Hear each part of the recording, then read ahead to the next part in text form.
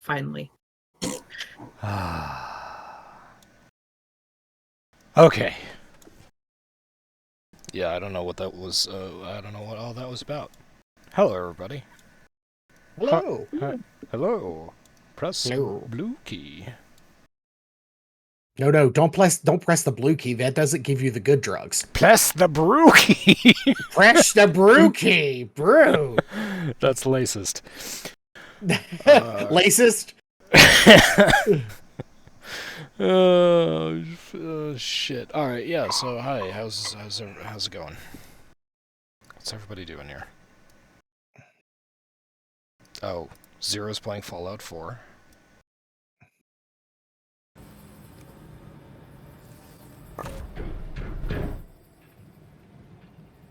There. This is a good way to start.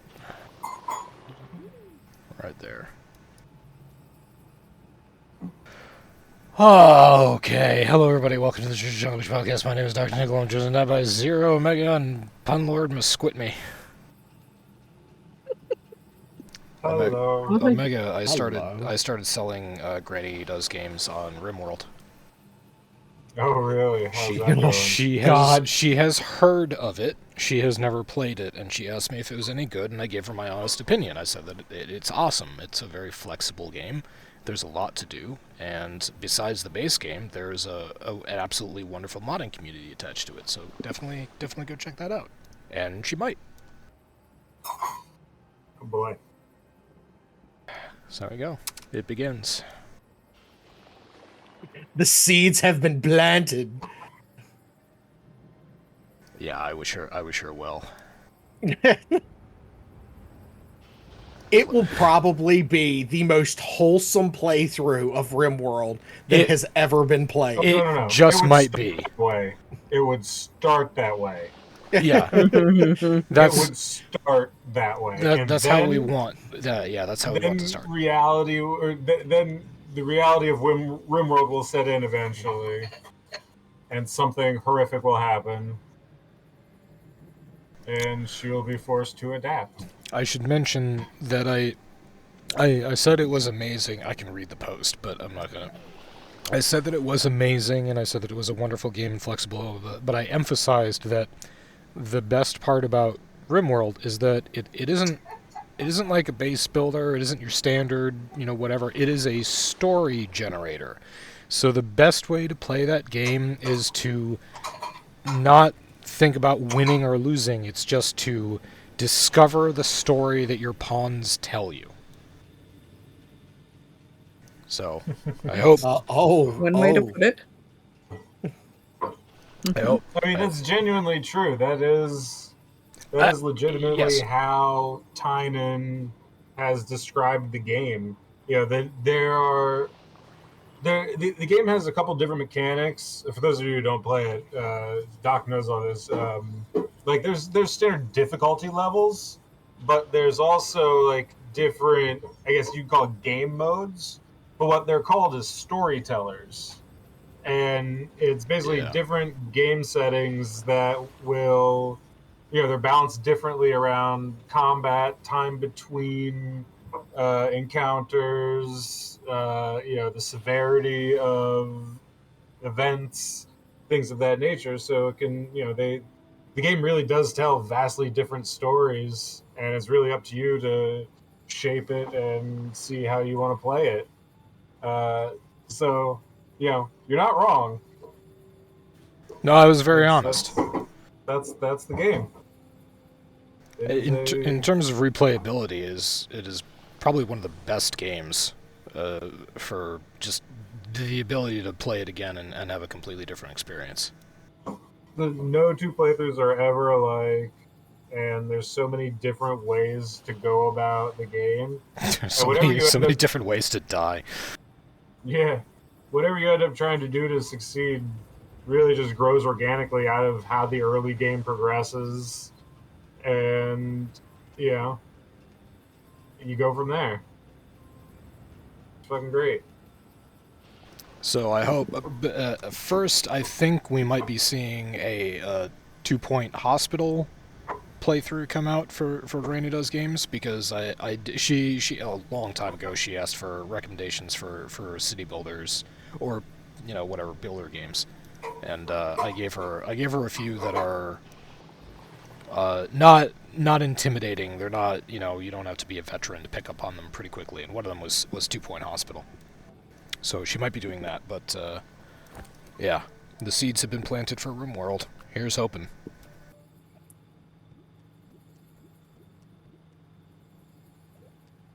There's a ton of I did no prep. I woke up today at like 6 in the morning to discover that my computer was off. I was like, huh. Uh-oh. I didn't turn you off.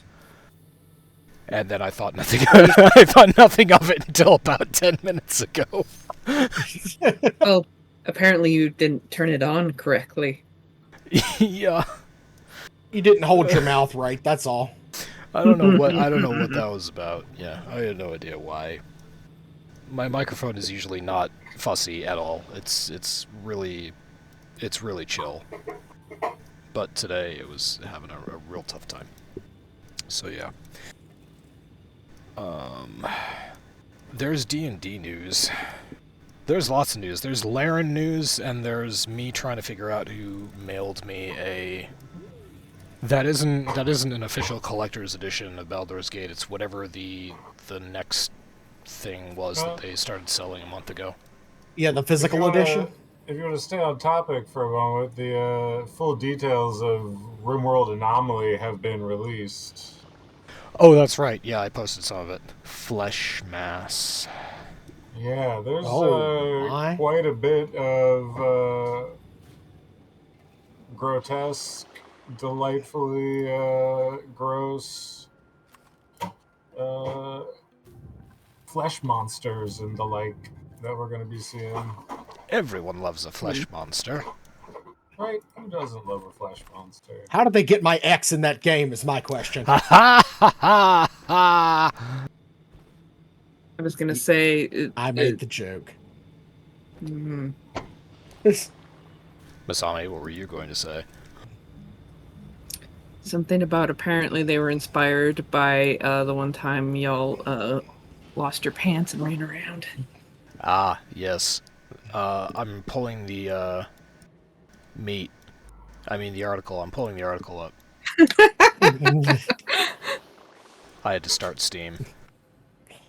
Okay, so the words monster and Zero's meat have never been used in the same sentence ever. And they never will! Moving on! Thank you, Doc. Oh my god, there's a midweek deal on a game called Slay the Princess, and I'm ashamed to say that this actually looks interesting to me. Alright, well, I'll discover that on my own time. Okay, so here it is. Anomaly, preview number 1, Flesh Beasts, Flesh Mass Heart, Pitgate, and Dread Meld.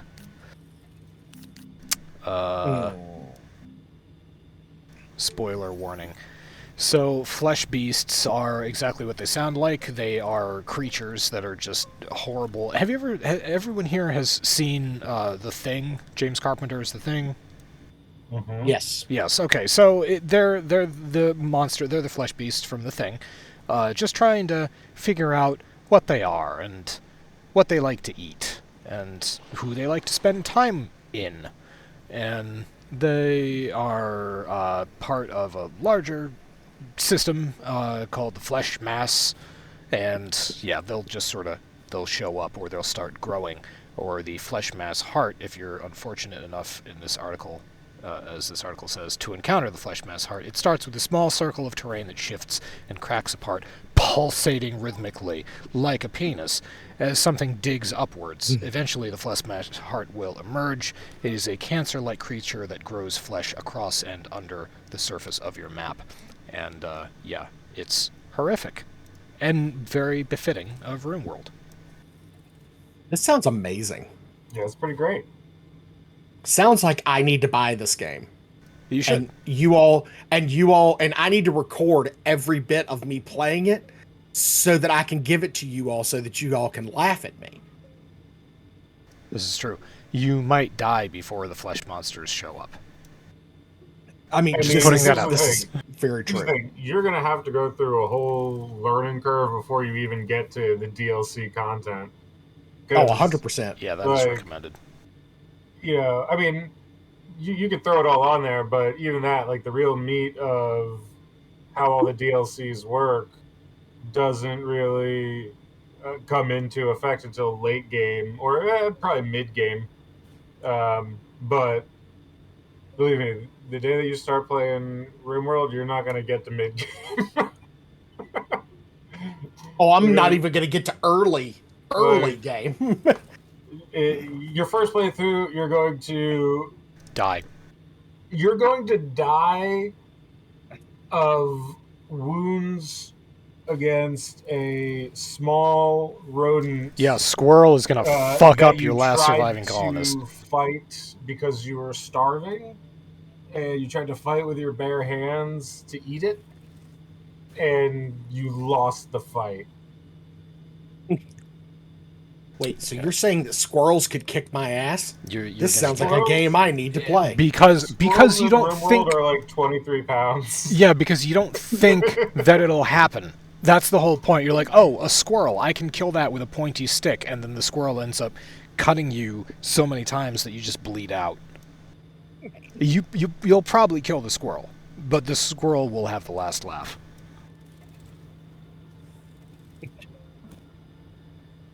That's wonderful. It is. Yeah, it's quite the game.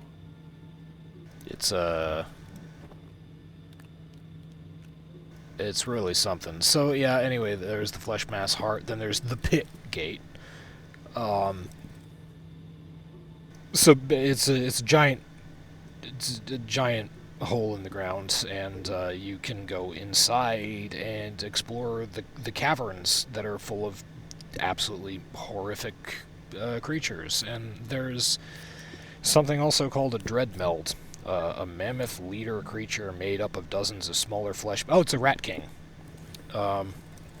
And... Yeah, it's this DLC is... I don't think this is available yet, but the details have been... No, it's not out yet, but this is the first big, like, you know, actual Yeah. drop about the content. This is... absolutely wonderful. So there we go. It's going to be gross and full of flesh monsters. oh man, that'll be great. So Yeah, it's gonna be fun. I was not I looked at ideology and I was like, oh, that's interesting. I don't really want that. And then I looked at royalty and I was like, oh, that's interesting. That's not really how I build, or I'm not into that. But this might be a DLC that I get. Maybe.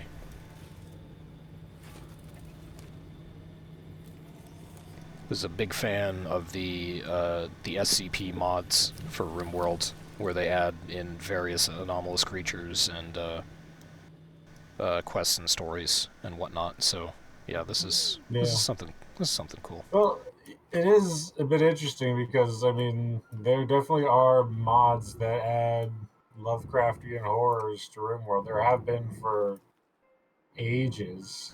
Yeah, there is Rimwriter, which is also something that's being incorporated into RimWorld now in the base game. Is part of an entire module of the Cthulhu mythos. So yeah, Yeah, you're right. I mean, there's also the massive Call of Cthulhu like overhaul. Yes, Yeah, that's been out there for a while. we might be talking about the same thing. And they are people have Is it done Ring of Madness? It's called, I think. I think that's what the mod's called. Yeah, it might be. Where's all my stuff? Come here, RimWorld on Steam. Take me to the workshop where I've favorited all this nasty shit.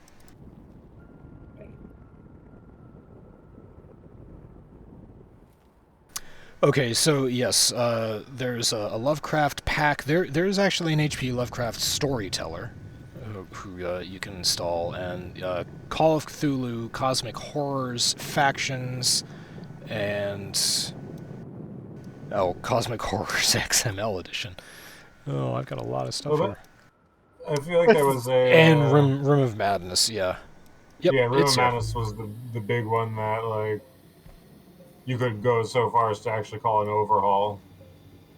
Yes. Yes, absolutely. So anyway, again, as I told Granny Does Games, this game has an amazing modding community. It is very expansive. A lot of great ideas on this workshop.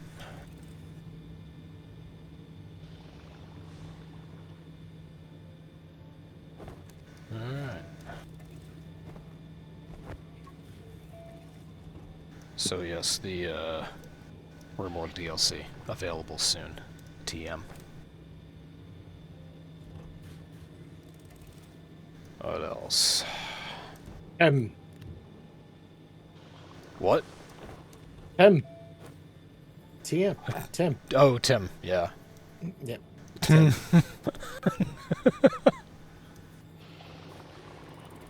I completely just destroyed Doc's brain. I was remembering the first time that I ever... the first chapter of TM, soon TM, in my brain starts with Steve from Warcraft, or Warframe. And, yeah, it was Warframe, because they used to announce that things are coming soon, TM. The new war coming soon, TM. 4 years later. Finally came out. Warframe doing great, by the way. Oh yeah? Yeah, they're how do I want to say this? DE is making games within games. So Warframe is becoming like the game lobby. If anybody ever had old demo discs and you like opened it up and there was a game lobby and you walked to a giant screen and you pressed a button to play a demo, that's becoming Warframe. So you got games within games. So you have Railjack, you have the Javari Paradox, you have now fucking Time Shift where you go back to 1999. There's like Warframe 1999, and they're coming out with new, not frames, but sort of mixes of people and frames that you play. Just all sorts of stuff that they're doing. Games within games. That's the direction that I guess Rebecca is taking. The future. It is future. Meanwhile, Steve is making Soulframe, and I've heard fuck all about that. Good. I'm sure Steve will pour his heart and soul into it. At least. As we say in the South, he's gonna put his foot in it.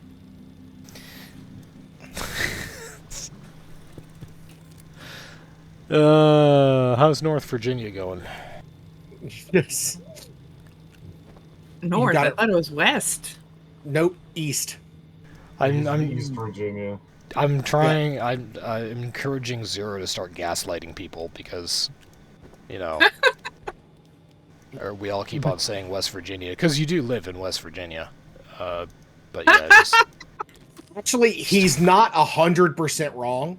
I'm 100% correct. You're in West Virginia.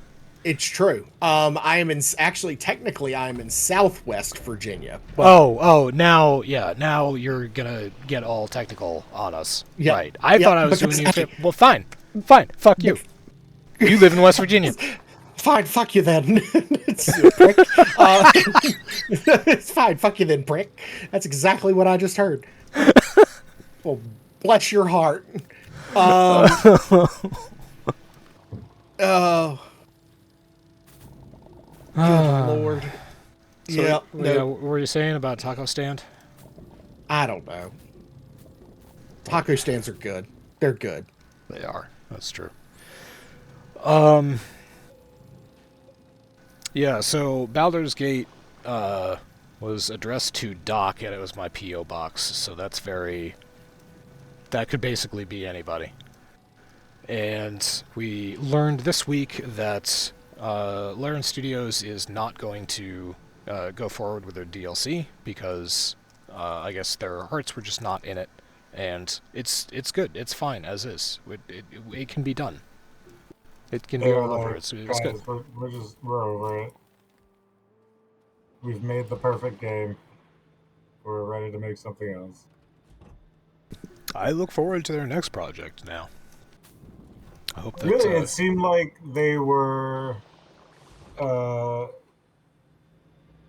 of the articles said that some of the people there felt like they were having ideas that they could not do within the constraints of even a loose D&D 5e rule set. Mhm. So they are, as a studio, are ready to make a different game. Something that they want to make. Honestly, yeah, I wish them the best, and I hope they stay. They're not. Laren Studios is not publicly traded, is it? It's a private group.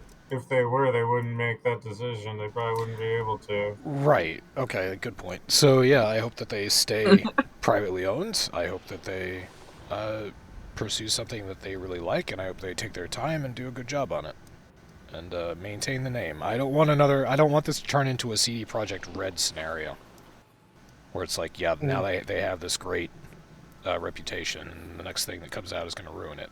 I don't want that. Oh, you're talking about the thing that they did with that one game. Cyberpunk, yeah, I'm talking about the Yeah, launch that of game. Cyberpunk 2077. Yeah, I am. Mm. It's in a better state today than it was for the first 6 months after it came out. Yeah, listen, for as good as all the memes certainly were, I don't think anybody can argue that Cyberpunk today is in a pretty good state. That is. Yeah, you can't argue that fact. Oh. Yeah, okay. So,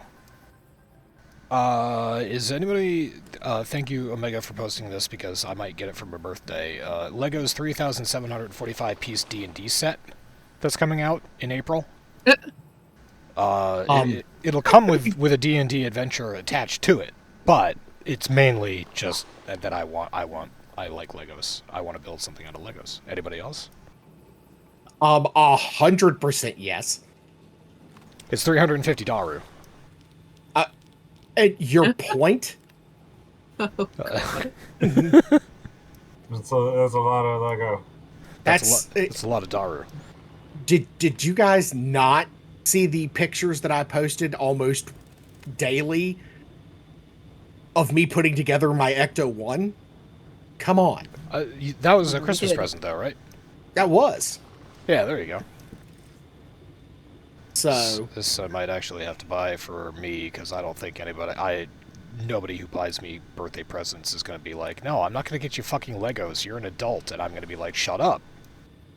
be like, shut your face. Legos are for adults, too. Hey, Honestly, the technical they get. Yeah. Yeah. Oh, hell yeah. Oh, man.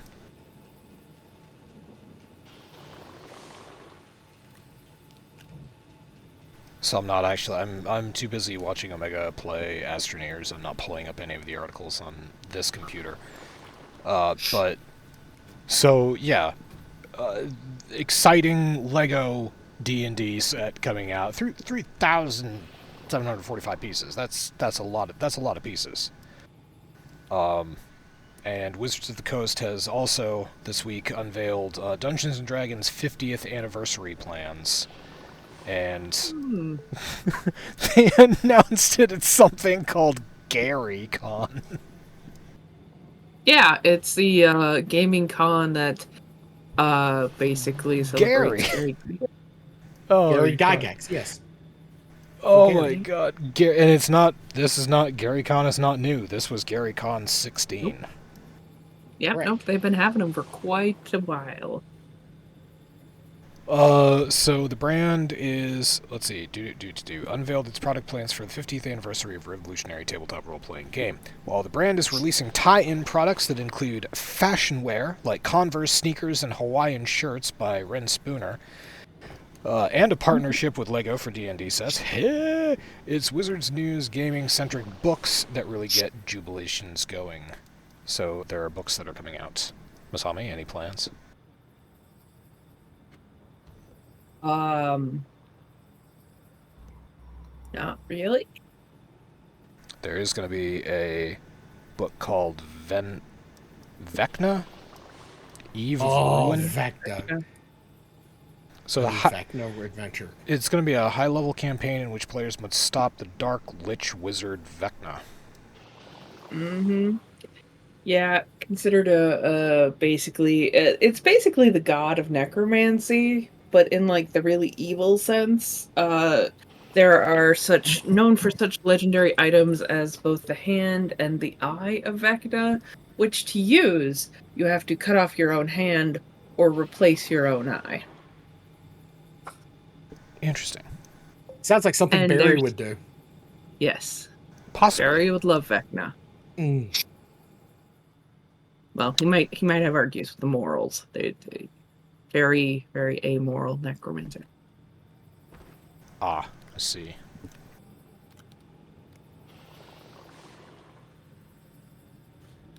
But would probably love the band.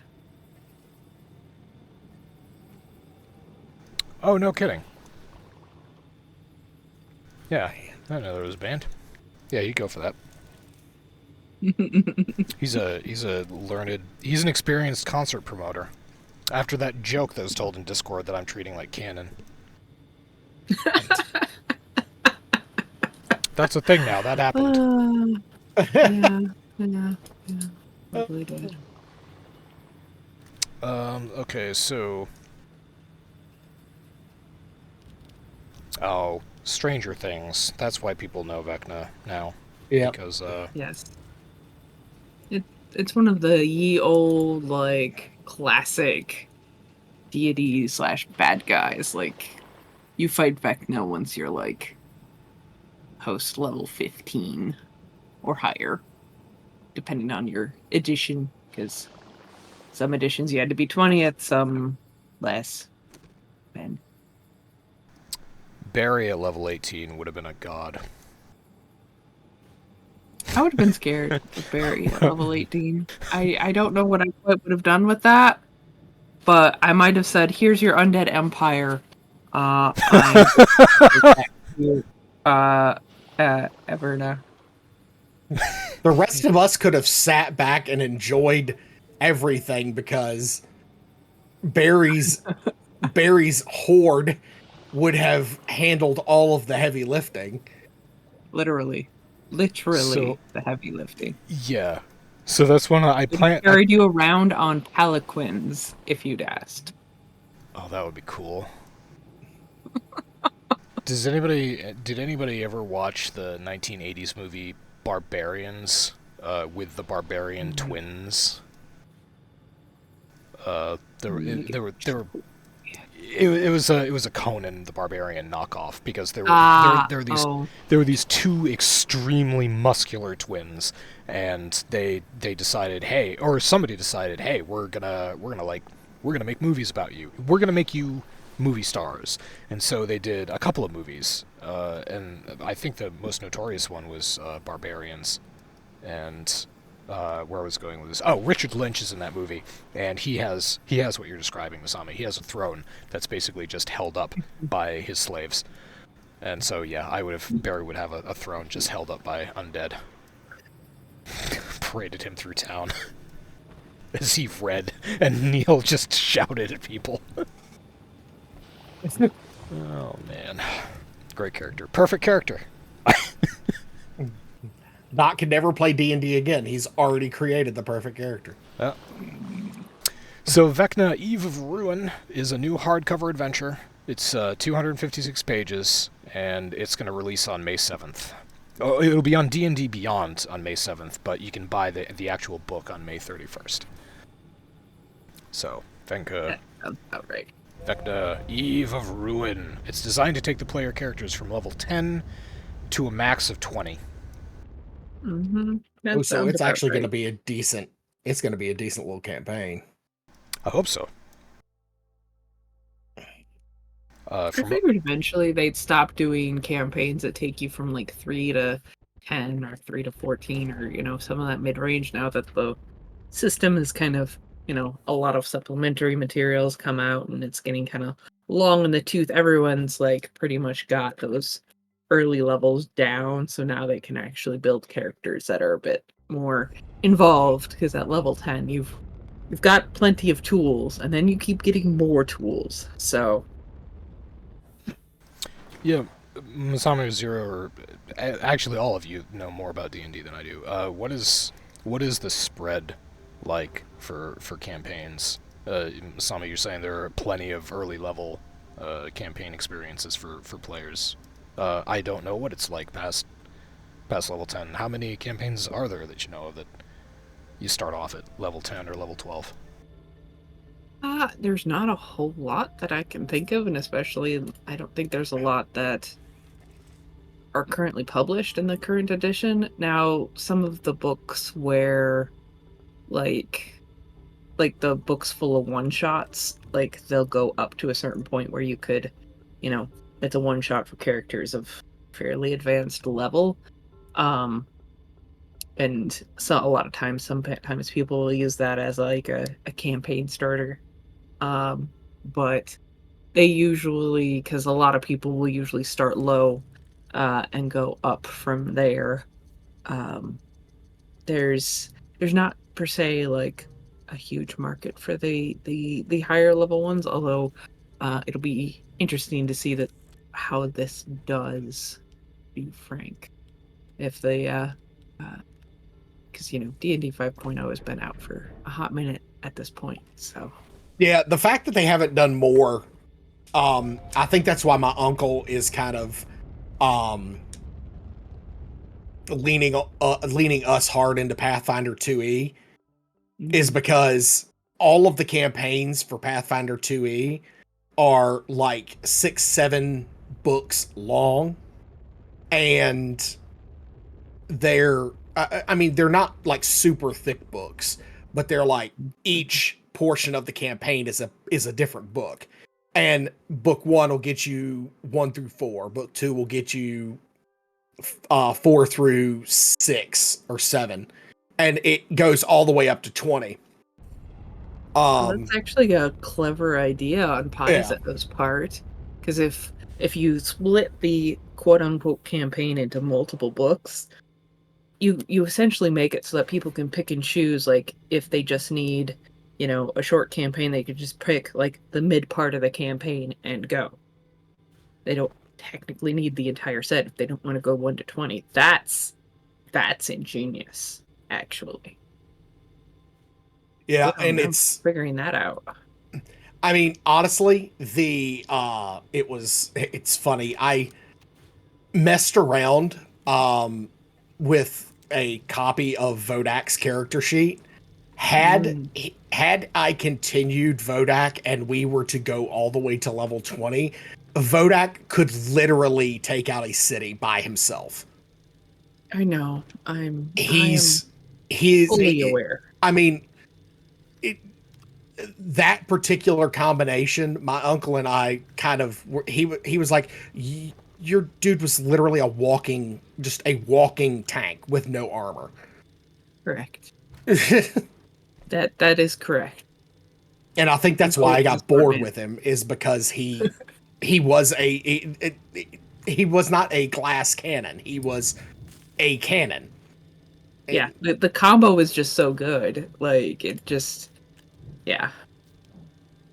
I am just happy, and this is the part I'll be forever thankful for, because not all players are cognizant and are reflective enough to realize this. So the fact that you managed to pin down your issue with him so quickly was honestly awesome, because then we could, get together, figure out how to solve it, and if we couldn't solve it with the current character, get you something new. Yeah, and 6-8 worked out perfectly. Oh yeah, it was a great addition. I was not cognizant of anything. I loved Barry as perfectly broken as he is. Barry is not perfectly, he is wonderfully broken. Is the best way to put that. Oh, that's what I was going to say. Yeah, I brought up level 18 specifically because I planned Barry out for 20 levels. I think at level 18 it was going to be impossible for him, unless he rolled a nat fail, you know, a critical 1. It was going to be impossible for him to roll anything less than 20 for anything. Yeah. Yeah. Right, yeah. The Jack of all trades bard. Fuck yes. That's when you get into the realm of the DM going, does a 47 hit? And you have to, and you just look at the DM like, yes, a 47 hits, for Christ's sake. But yeah, it essentially breaks down into what and actually it was Cozen that gave me this turn of phrase, is basically it turns down into a game of rocket tag. And that is brilliant. And if the characters around the target can't survive the splash zone, rocket tag. Oh boy. That's a very interesting way to put it. Yes. But to balance that out, Barry did basically no damage. Yeah, I was the worst damage. Well, I'm a fucking moron when it comes to combat anyway. But yeah. Cards don't need to do damage. Nah. Yeah. So You were very good support. Comic relief is what we called Barry. This is all very, you know, Yeah. It's very flattering that you will tolerate me. Oh man. I've been playing around with the D&D Beyond the maps, the built-in maps for the website. Mm-hmm. And I mean, they're nice, but when you're going, okay, when they say, you know, these maps can be integrated into any campaign, you expect them to be like, okay, here's a base map that you can use for this campaign, not a completely blank slate like they've done on there. It's like, okay, give me a little something. If I'm using your source material, at least give me a little something to go off of, and then I can kind of shape it around it. Mm-hmm. Never really looked at those. I was off doing my own. Oh god. Oh, there's also getting back to the Wizards of the Coast 50th anniversary plans. There's also going to be a new 224-page anthology book called Quests from the Infinite Staircase. Ooh. It's republishing 6 classic adventures from D&D history, all updated for 5th edition. So that will be released on D&D Beyond July 9th, and you'll be able to buy the actual book on July 16th. That might be interesting to look into. Some of the classic adventures I've heard about, like, I mean, technically, like, Curse of Strahd / the Ravenloft is kind of one of those classic adventures that I always heard so much about when I was starting off in the aughts and whatnot. Because I think it was originally written for 2nd edition, I want to say. And then find myself running something. So it was a little bit of a mind trip when I really thought about it. So I tried not to think about it. That was pretty nice. Oh, let's see. So the senior I do miss our Sunday sessions. I'll be 100% honest. Yeah, I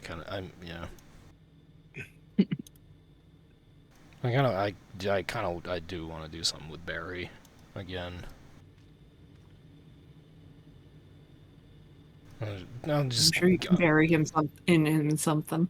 Thank you. Yeah, I'll go and bother ChatGPT with that.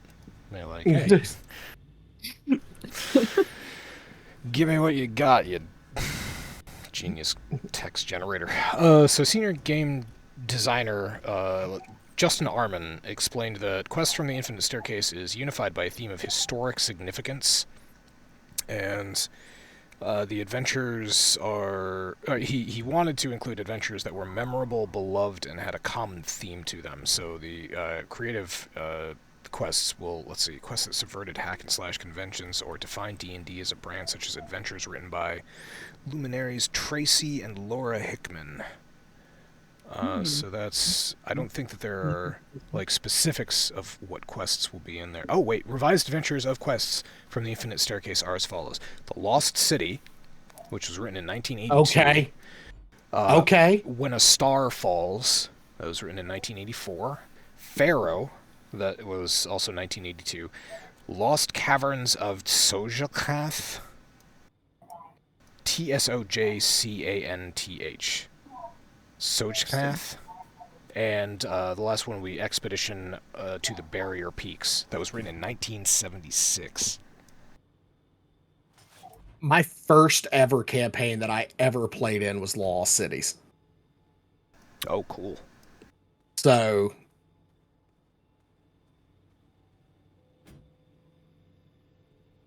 yeah, just reading through this. Every landing open... okay, so the adventures are connected by a central nexus, the Infinite Staircase, an extra-dimensional realm which is a staircase that spirals indefinitely, so every landing opens a door that leads to one of the adventures. Inhabiting the Infinite Staircase is Nephas, a new character, and a noble genie whose existence comes from Winslow. Hang on, we've done this. Only ours wasn't a genie, it was a sadistic wizard. It was. And we didn't have a staircase, we had a mansion. Yeah, a celestial mansion. Yep, and each one of us took turns doing one-shots. And mine sucked. Yeah, that was a lot of fun. The one-shot was, or one-shot campaign was pretty fun. That was a good time.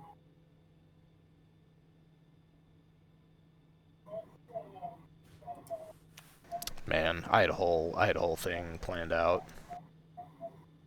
I had a whole misdirection going out. Well, basically, the misdirection was to think that Goblox was some sort of like deposed king or lord or something like that, but it was actually just going to be one giant racist joke that all Aarakocra look the same. Oh my god! and Goblox was an extremely common name. Oh, that's great. So you're like, no, he's just dumb. Oh, man. That's great. So yeah, okay, so yeah, there's stories from the Infinite Staircase. Oh, revised core rulebooks. Let's see, Perkins? They're not... Someone whose last name is Perkins confirmed at GaryCon that the most popular iteration of D&D is 5th edition. Surprise, surprise.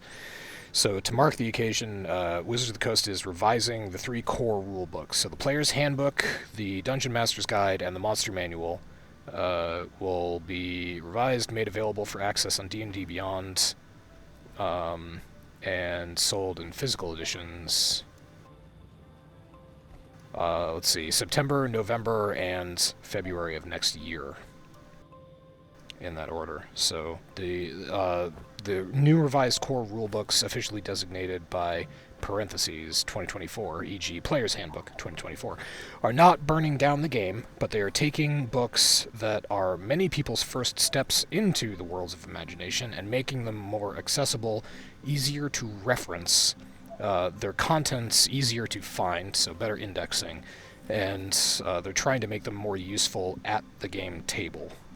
So that is the thinking behind these revisions. It's got that going as well. Not exactly a bad idea. Yeah, I'm just happy that people are still reading books.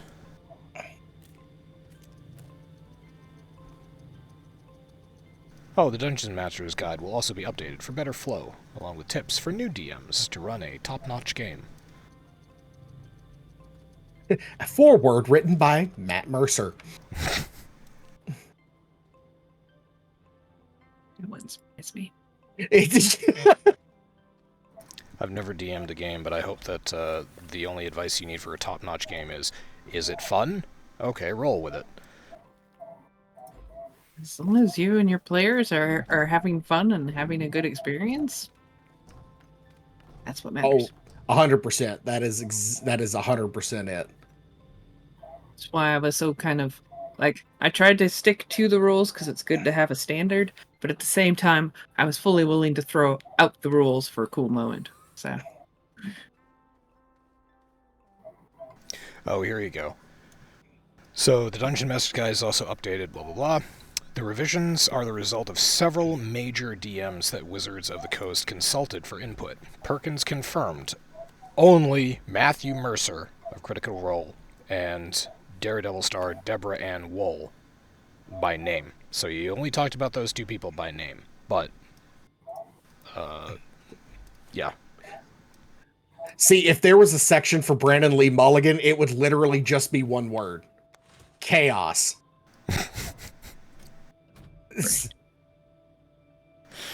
That sounds like fun. If you ever want to see absolute Brandon Lee Mulligan DM a game, which one was it? Was it the game where they were playing in a high school, Fantasy High, and it was the amount of chaos that man brings to the table as a DM is next to none. Yeah, it's the It part. is- He's an excellent DM. yes. But it's the players that really bring the chaos. They fuck shit up way more than he could ever imagine, and it's always hilarious because they ruin him and everything he tries to do, and it's impressive and beautiful to see. I highly recommend if anybody's looking for a new streaming service, get Dropout. All the Dimension 20 campaigns are on there. Yes. I've watched I've been watching all the comedy shows and improv stuff with my girlfriend, and in my own time, I've been watching all the Dimension 20 campaigns, and yeah, it's excellent. Highly recommend it. It's pretty cheap. Yeah, it's only $5 a month, and if Shoot, that's worth it. Mm-hmm. Yeah, and even if you forget about it, like, you don't feel guilty about it because you're like, you just don't. I don't. I like supporting small creators, and I still consider them a small-ish creator. Let's see. The last book. It's college humor. For any of you who don't actually know it, it's the old college humor. Oh, no kidding. They're now rebranded as Dropout. College humor is officially dead. Right. I I didn't know they rebranded. They should have said something. Well, they did. I think yeah, and it's kind of like these were the staff that really loved college humor, so they kind of like took it and ran with it because whatever was before was dead. So they're like, we love this. We're gonna keep it going, just under a different name. I think. Omega can correct me. Was it College Humor that did Jack McBride is very angry and very far away? That doesn't sound familiar, but I don't know why that just popped into my mind, but I absolutely loved those. It was if anybody knows who Jack McBride is, yeah, it was just him, like very far away, and the camera would zoom in on him as best they could, and he would be very angry. Nice. So it's fucking stupid. So sorry, yeah, the last book associated with D&D's 50th year anniversary is not a source book. It is The Making of Original Dungeons & Dragons, 1970 to 1977. So it's it is described as a thick tome. Thick. And it We like thick tomes, and we cannot lie. It publishes D&D creators Gary Gygax and Dave Arneson's original notes that were created, or that led to the creation of Dungeons & Dragons, and it will be released June 18th of this year. Oh, it's sourced from the original documents themselves, which are subsequently archived at the National Archives in Chicago. Chicago. By Armison's lawsuit against TSR in the 1970s. Gosh. Alright, so there's some history here that I don't know. Yeah, that lawsuit was fun. So Arneson sued who? Gygax? Whatever, doesn't matter. This book will tell. If you're interested, buy the book. It'll tell you all about everything. So yeah, and they quote here from. Wait a minute. Who is this quote from? It's just a quote in the middle of nowhere. Book contains community by D&D historian John Peterson. It is not a documentary or even a textbook. Instead, the book is intended to act as a record that shows the precise germination of one of the world's most influential and consequential games of all time. So the quote is from John Peterson. A lot of players, quite frankly, don't know any of this. Oh no, this is from some guy named Tondro. This article does not do a good job of saying people's names. So somebody said, Tondro said, they don't know where the game came from, they don't know how it evolved, and I think they'd like to know. So, there you go. You're gonna get a book about it.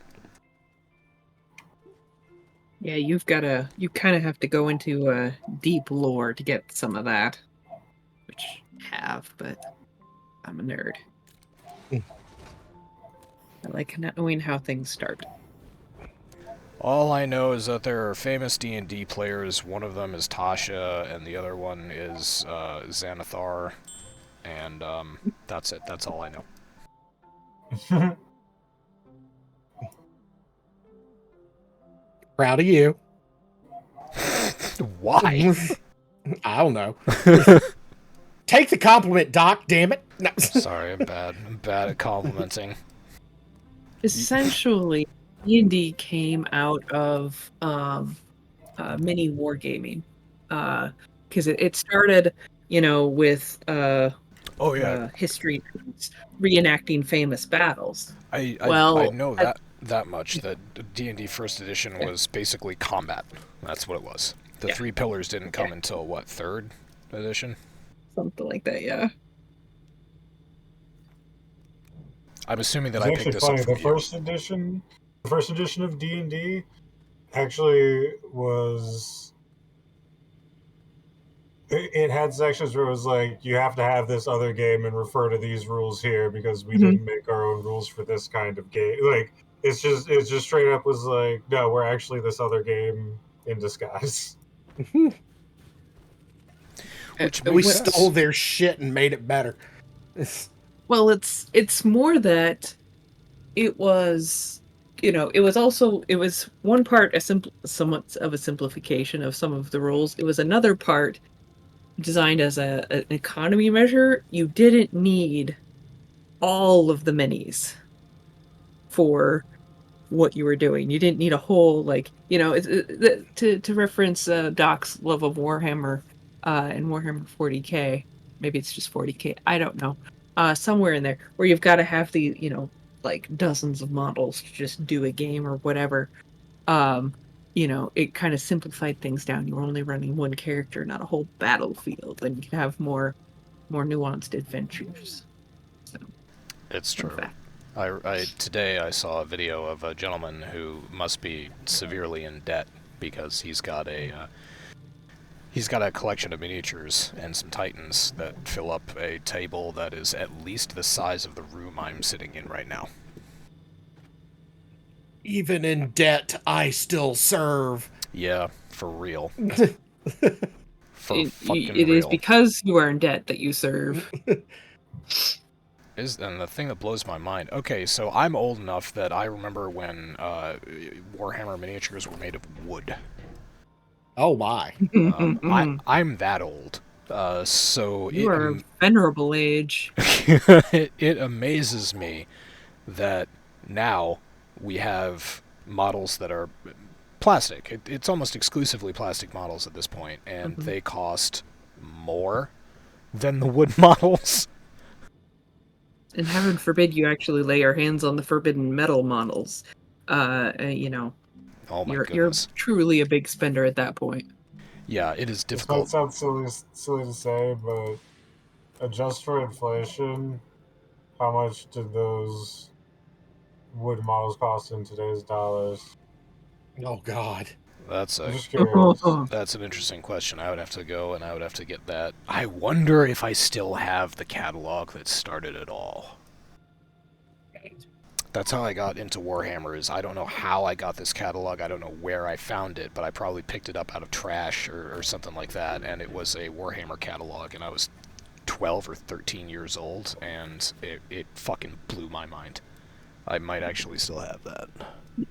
I remember going to we had a hobby store in the mall right next door to Sears. As you came out of Sears, there was a hobby store, and right up front, every single week they had the new Warhammer releases, and it was the old wood Warhammer statues or figures. I can bring this full circle right now because Granny Does Games went on vacation. I Oh, think God. she went to Ireland this past month, and in her Discord she posted a picture. She found a Warhammer store, and she posted a Aw. picture of it. I thought it was great. I commented by the Emperor. That's adorable. Oh, it was great. I don't- She's so wholesome, and I love it. I don't know if she's into Warhammer. Maybe she's a Warhammer fan. I haven't asked. Oh, there you go. You guys should hop in that. We should invade that Discord. I don't know if they're ready for that level of shit posting. They're really not. We need to keep Fluffy as far away from Granny Does Games Yeah, as possible.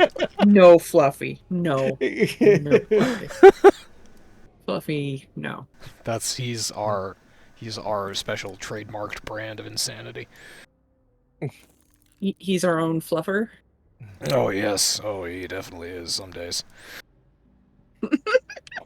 Oh, love that bunny. Very absorbent. So let's see. We went through D&D, went through Baldur's Gate. Baldur's Gate is great. We're done. Join us celebrating all things Elder Scrolls as a Legend. No, not interested. Yep. I figured that went in with the D&D stuff, kinda. Elder Scrolls. I'm friends with one lady that plays that is huge into ESO, and the inside news for Todd's next installment of Elder Scrolls is that it's going to be absolute garbage, and people are just going to go back to the original. It's kind of the trend for Todd Howard Studios these days. Unfortunately, he had some great ideas. 10, 20 years ago. Oh, Todd. But it's important for people to remember that the reason why some of those games were so popular is because of the modding community. And because the fan base was devoted to fixing the games, pretty much. Bethesda games don't need to be fixed. I've modded, I say this, and I have completely and utterly modded Fallout 4 into perfection, in my opinion. I understand. There's a lot of fun to be had with the mods. For my Bethesda gosh. games. Oh, yes. Oh, yes. Having not played, I don't think I played any of them myself. Wait, was BioShock was Bethesda? Was it? Was it? Or was it Bungie? Oh God, no, I don't know. I'm imagining the I have the physical box in somewhere here, and I'm imagining the cover of it, and there's something on the front of it that I think is Bethesda or Bungie or something. BioWare. That's it. Maybe it was BioWare. Okay, yeah. Okay. Started with a B. Close enough. Zero, you put down here that we need to talk about the predatory monetization of Dragon's Dogma 2. Is this having to do with how you need to pay money to reskin one of your characters in a single-player offline mode? Yes, it is. Okay, yeah, that's kind of bullshit. What else? What do you got? I mean, Ooh, they've got sounds like a nice rant. revive tokens. Revive tokens, you have to pay for revive tokens, and they're single use. You can only buy them once ever. So if you want to revive your character, you can only do it one time. Or you can do it 5 times, and then the next playthrough you decide to do, if you decide to do another playthrough, you have to you can't revive because you can't buy it again. I don't believe. I've never seen anybody buy any of these things, so not 100% sure on how it works. I just find that a game that comes out and then has microtransactions that are $1 here, $1 there, so you can customize your character, so that you can, do the things that you should be able to do in a single player offline game.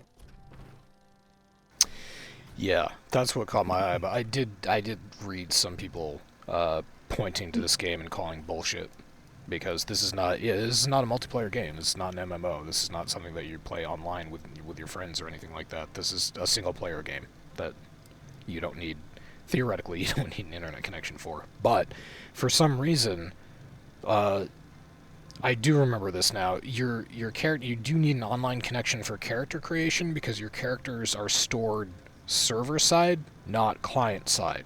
So whenever you alter, that's why you need to pay to edit your character in any way, because you're accessing something, stored on a server. That's clever. That is fucking clever. I will give this company that. It's scummy as fuck. I was going to say, fucker. That's not It's exactly vicious. the word that I would use. I was thinking scummy, sleazy, maybe. Totally. But it's ingenious. And another, you've got to admire the chutzpah for them to actually bring this to You can say production chutzpah? and release. Yes. The chutzpah. Yes, with more. Yes, Doc has it right. I didn't have enough spit in the back of my throat. The chutzpah of this Michigas. Oi. Excuse me, that's our word. When you say Oh. our, do you mean like New York, East Coast, New England? What are we claiming here? Omega is my only Jewish friend. Ah, gotcha. My apology. Cultural appropriation, I will not stand for it. It's like Leetness is You're my sitting down? Leetness is my only African American friend. Oh my god. He's not African American, he's just African. Oh yeah, right. He's our only African friend, because it is technically correct. Well, Yeah, I mean, He's he an does. African immigrant. He is. Yeah, An African immigrant. Mm-hmm. he came to America. He struck it big. He came here from he's- nothing. he His is- his father just gave him a $100 million loan as part of his emerald mine, and Leetness took it and became the best software engineer that I know that lives in Louisiana. High future lateness. Oh, him and Fluffy and Buddha talking about PoE Last and Epoch. Last Epoch, yeah. Yeah, Last Epoch. Last Epoch. I tried to play that game. I really did. I couldn't do it. It didn't feel right. I felt like I was cheating on Diablo. Well, everybody. Speaking of Diablo, Oh God. Go ahead. Season 4 updates. Yeah. Now huge- that it's not just fucking hype bullshit. Now that there's actually been some announcements and some meat beyond that news. Yeah. What's going on? I mean, the itemization changes are great. It's too. There's a lot of meat. Much like a Ron Jeremy porno, there is a lot of meat.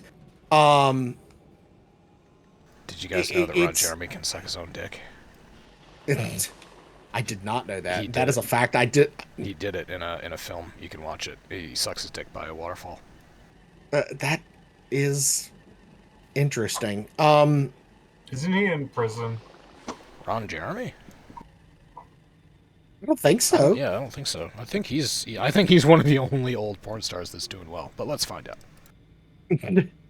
Hold, please. But no, I mean, a lot of the itemization changes, they're, introducing... I know, he was released on November 19th. Oh, I'll be damned. He was did go to found prison. to be mentally unfit for trial due to incurable neurocognitive decline. I'm reading this too. What the fuck?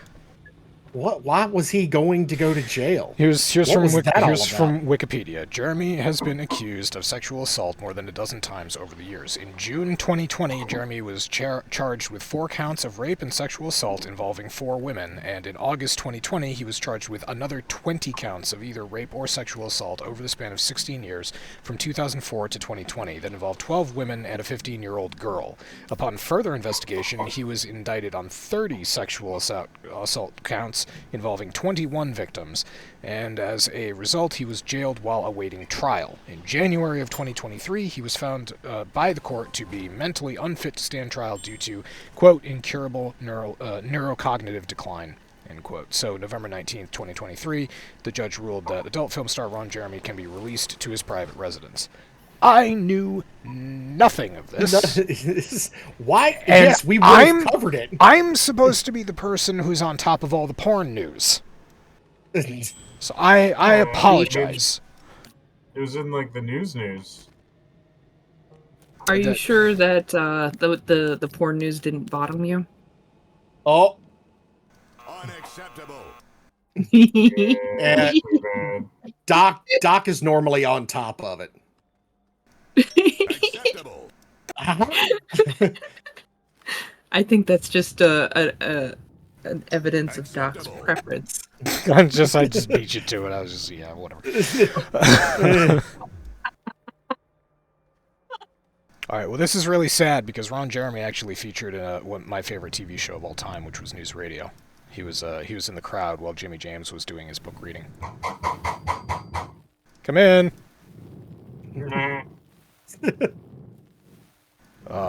So... Yeah, good call, Omega. I completely fucking missed that. Damn. He was born in Queens. Sorry to burst your bubble. I had such a high opinion of him, being that he Or was... something, all right. I mean, he's a notorious porn actor, and he can suck his own dick, and that just makes him automatically my hero. 0% The bar is awfully low, Doc. Yes. I know. The bar is in the ground. Oh man, Zero. No, Zero. You know why I'm like the way I am. We're both bros in the Acorn Club. It's true. So yeah. Oh boy, what else? Happy Gilmore 2. I'm excited for this. Christ. No, I'm just stop. excited for this. Just fucking I'm stop. excited. Just fucking stop. It's already dead. All right, Adam go. Sandler is fully out of fucks. Yeah, no, he has been for a while. We've gone over this on the podcast before. I have a conspiracy theory involving him where he just does he does bottom of the barrel movies so that he and his friends can get paychecks and go on vacation. Wait, you think this is a conspiracy theory? That's exactly what's happening. And he basically said as much. So yeah, I just like if you want to watch good Adam Sandler movies, they already exist. Go back and watch them and enjoy them for what they are. We don't need more. But yeah, he's got to go on vacation, and he wants to take his friends with him. You don't want Grown Ups 4? No, I didn't want Clerks 3. Are you kidding me? Why? Because Clerks 3 was a cinematic masterpiece. I know, and it made you sucked Kevin James' dick, famous. and it made you famous on Twitter. Yes, I know that's true, and I'm happy for you. But the whole charm of the original Clerks movie was this revelation that hey, anybody can make a movie, It was that It's that time in our culture when, like, Kevin Smith was not a famous anything. He was just a guy, and he wanted to make a movie, and he did, and it was really well written, had a shoestring budget, and it was wildly popular, and it deserved to be, and it was great. And then everything that came after that was completely fucking unnecessary. Well, except for Dogma. Dogma was Dogma was needed. That was, you know, like, the peak. movie that nobody will ever see until what's his name dies in prison. Oh man, yeah, you need a seaworthy vessel to get a good copy of that these days. Still, fucking excellent movie. I wonder if people just spam posted that, like, the full movie on YouTube or some shit. Oh, Pornhub! I bet Pornhub has it. Pornhub doesn't give a shit. No, they do not. I have to stop just absent-mindedly scrolling through the Ron Jeremy article. So, yeah, no, I don't have access to Pornhub in Virginia because, well, I mean, Because What if you had a pornography, VPN? pornography is sinful. And nobody should look at it except for me, because educational purposes. I need to know what the young people are watching so that I can tell them not to watch it. That's why I, as a preacher in West Virginia, need to view pornography. I mean, it wouldn't be so sad if you weren't right. I know how this works. We all know how this works. Everybody, nobody's fooling anybody. Politicians try to ban pornography and Pornhub and all that shit. Yeah, you're not fooling anybody. You watch it just like us. Fucking degens. I haven't been to Pornhub in a while, actually. I should go check out. I follow some channels there. I got, Well, Doc, you've got 80,000 gigabytes of porn, so yeah. But I'm not in any of it. yet. Thankfully. Yeah, thankfully, because I got an awful lot. You know what I realized the other day? I probably 4 days ago, I realized I must have a lot of pornography starring people who are no longer alive. Oh no, Well, that is a terrible revelation to have. It is, and it's very unfortunate, but it is true that the porn industry does not always attract the most mentally stable individuals, and sometimes tragedy strikes and they die from drugs or a car crash, or they take their own lives, or yeah, stuff like that. So it does happen, and it's unfortunate, but You know, I have seen and this is a lot of, like, female porn actresses have been unaliving themselves as of late, and it's actually quite depressing. yeah. Hello? Yeah, I read, oh, who was it? There was somebody who, Person at the microwave. yeah. No, there was somebody, there was a porn star recently who, yeah, she took her own life because she was being, online bullied. Yeah. Yeah. That shit's getting out of hand, and it pisses me off. That's a very unfortunate, side of that industry. As if the sex trafficking aspect wasn't depressing enough. And yeah, now we have porn stars, taking their lives because they're getting online bullied for just stupid shit. Wait, you know what I haven't done in a while? I haven't updated you all on the Vince McMahon news. Oh, fuck! I was going to ask you. Thank you for reminding me. What's that asshole doing? All right, let's see here. WWE, or, well, no, not WWE. Vince McMahon Mac Mahone. case updates. Let's see. Let's see if there are any updates. Let's see here. As of February the 29th. Nope. I'm not subscribing to your website. Like, comment, and subscribe for more Vince McMahon news. The Real News Network, the allegations against Vince McMahon shouldn't surprise us. I mean, Not wrong. Yeah, well, it's, Someone's saying that No, loud. nothing new. Nothing new. it's coming out now that he's No. been a sex pest for, like, decades. Oh my god. Well, it come to find out, like, there are several high-ranking people who were aware of the Ooh. were aware that he was dating the girl who brought the suit against him. Nick Khan is is one of the ones that was named. By the way, Nick Khan is the reason why is one of the main reasons why TKO was started. Because he got in Ari Emanuel's ear about this whole merger thing. And yeah, it at first when I heard his name, I was like, shit, what? Oh god, that can't be good. And then come to find out, it was literally just he knew that Vince McMahon was dating this girl. And that's all that he knew. He didn't know any of the things that were going on. But Brian Blum knew, which was another one of the higher ups in WWE who has since been fired. Yeah, he knew a lot more than he was letting on. I'm sorry, I use the term sex pest, but really he is a sexual predator. A sex pest is someone like Commander Riker on Star Trek. He's a sex pest, but Vince McMahon is a fucking predator.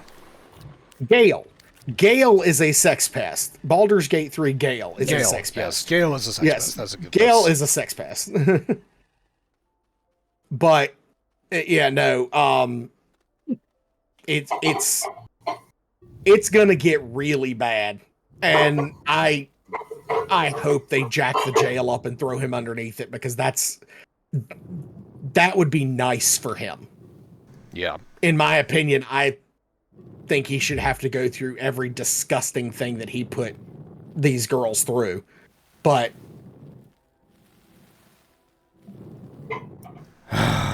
you know, like crapping in her hair and making her finish sexual acts while having shit in her hair. And if that wasn't consented to, yeah, no, that's uncool. Oh, it wasn't. According to the lawsuit, it was not. What's that? I know it's called a Cleveland steamer when you shit on someone's chest. What's it called when you shit on someone's head? Disgusting. Unella has a fucking Urban Dictionary plugin. I can ask her. Oh god. But I need to... Okay, so what is it? Urban. Okay.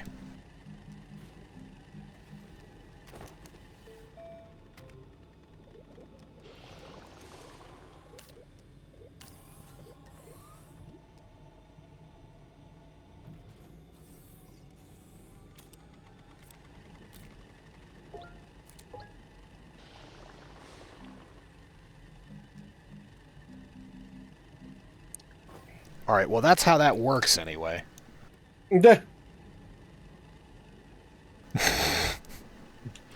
We'll get on this. There must be some sort of term for what is called when you shit on someone's head as a sexual act.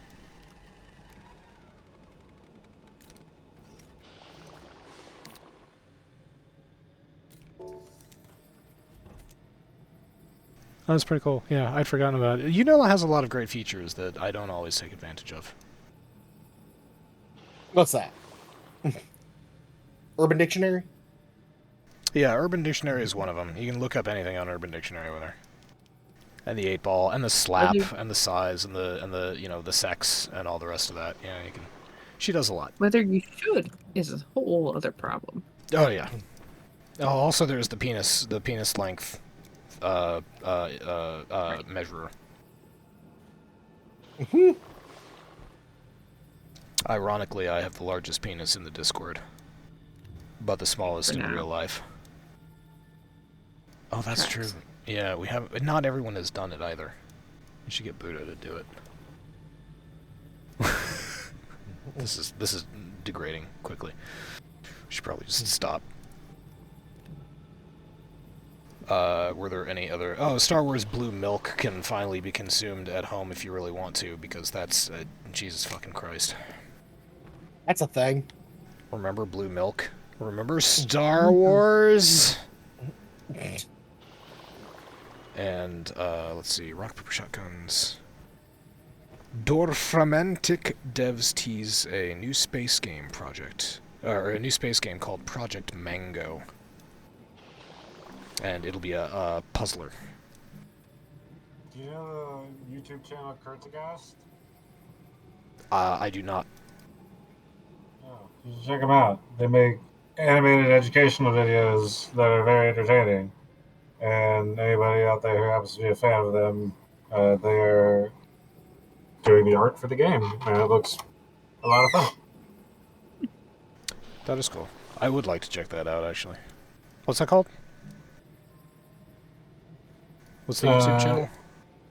I'll get a link. It's some German word. I don't know how to spell it. There's a, Oh, right. I actually have a folder full of the German memes where it's just, like, the most insanely long German words, because it is very common in German for you to just slap words together to make one super word. Mm-hmm. Correct. Like Can that you one that pronounce you them? posted, the vacuum store. Yes, it is a store that rents out floor sanders, I believe. Yeah. Yeah, Something like that. And so you don't just say the store where you rent floor sanders. They have like floor sander, just every single thing. Yeah, smashed together, and it's great. It's very German. God damn, I Awfully German of them. had a great time in Germany. They're very jovial people, but especially when it's the World Cup, especially when they're drunk. Isn't that like a constant state for them, though? I was No. about to say, when aren't they drunk? During the when the sun is out. Fair enough. They're generally sober when the sun is up. Oh, who else is yeah, last thing, who else is going to the solar eclipse? When is that? I'm going to Ohio. Going to be in the full totality. Sweet. Nice. I'm gonna go up to my roof and I'm gonna be at 97% totality. I don't know where Omega, are you going to bring a box with you, or are your boxes going to be provided that you can put over your head and poke a hole in? Oh, I'm planning on burning out my retinas. Nice. Attaboy.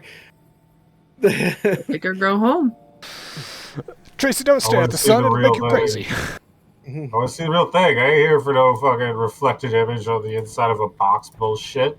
I've been staring at the sun for my whole life. What the hell is this? You think this is gonna phase me? Fuck no. It depends on what phase of matter you're in. Oh, let's see. That's a three-pointer. I'll take that. Science jokes are always good. Yeah, I know my audience. One could say that when she tells these jokes, she's in her element. Unacceptable. Oh, Shame on you. Hey, look, Oh, look who didn't get the gold star. damn it! You beat me to the comedy gold punch. Oh. Ew. And always go out on a high note. Thank you, everybody, for coming along. Thank you, everybody in chat. Thank you, everybody in Twitch chat. And we'll be back same time, same place next week. Fuck penis. Yes, that. That just sums up everything at this point. Fuck penis. Everything. Literally everything. Oh, yeah, alright. Yeah, there was... just stop.